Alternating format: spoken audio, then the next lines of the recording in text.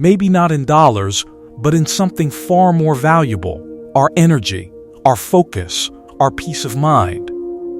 Have you ever wondered why some days leave you exhausted for no reason? The truth is, your emotional energy is a limited resource. You wake up with a balance, and how you spend it determines everything. Who you give attention to, what you let drain you, what you fight for, and what you simply ignore. Think about it. Someone cuts you off in traffic, and the irritation lingers. A passive-aggressive comment at work replays in your head. You rehearse an argument 10 different ways. None of these things are emergencies, yet they rob you of your calm. And the worst part? Most people have already moved on. You're the one still paying the cost. Epictetus said it best: any person capable of angering you becomes your master. That hits hard, because every time you react without thinking, you hand someone else control over your day. But imagine flipping that. Imagine keeping your peace no matter what others do. That's the Stoic path. Picture your emotional energy like a bank account. Every petty argument, every obsessive thought, every wasted hour is a withdrawal. And if you don't budget it, you go bankrupt, not financially, but mentally. You drain yourself on things that don't matter, leaving nothing for what does. Carl Jung warned, what you resist not only persists, it grows. The more you react emotionally, the more power you give it. But when you pause, breathe, and ask, is this worth my energy? Everything changes. Calm isn't weakness. Calm is emotional wealth.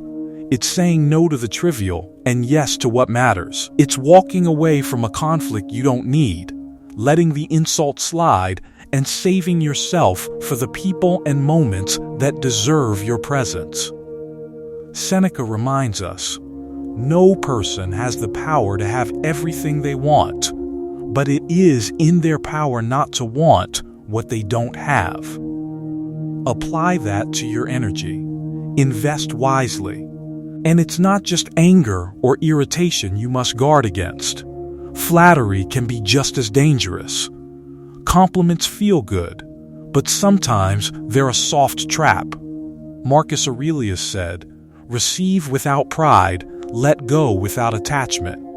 A compliment is not permission to let your guard down. People might tell you exactly what you want to hear, not to uplift you, but to steer you.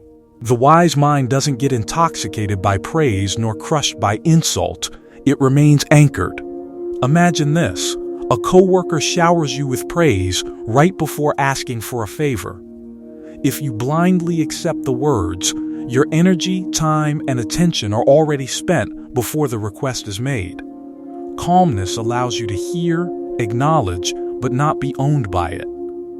That pause, that observation, is power. The space between the compliment and your reaction becomes your fortress. Sometimes the best response is no response. Walking away without a word, silence, is a superpower. Life isn't obligated to give explanations, and neither are you. There's freedom in leaving a situation you've outgrown without performing your pain. Aristotle said, "Knowing yourself is the beginning of all wisdom." Walking away often teaches you more than staying ever could. Your absence reflects clarity, not cruelty. Let your peace speak for itself. Chaos doesn't need your intervention. Life throws storms, and the instinct is to jump in and fix it.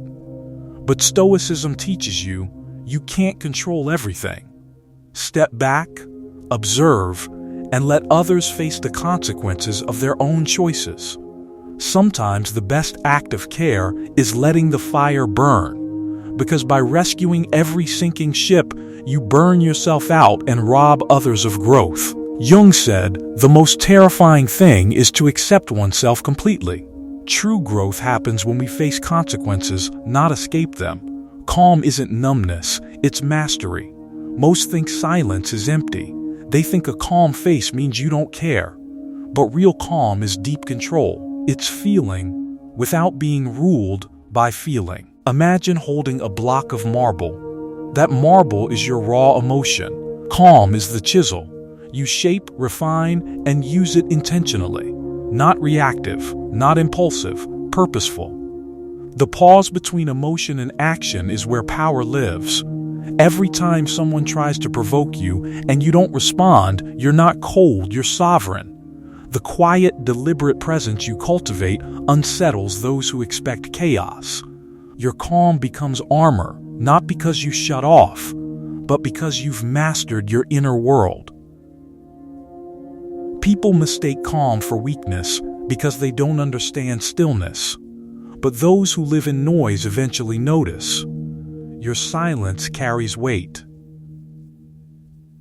You aren't here to react to every ripple. You are here to master the waves. Each choice of patience, each measured response, each refusal to give away your emotional currency strengthens you. That is real strength. That is freedom. So when life tests you, pause, breathe, ask, is this mine to fix? Is this worth my energy?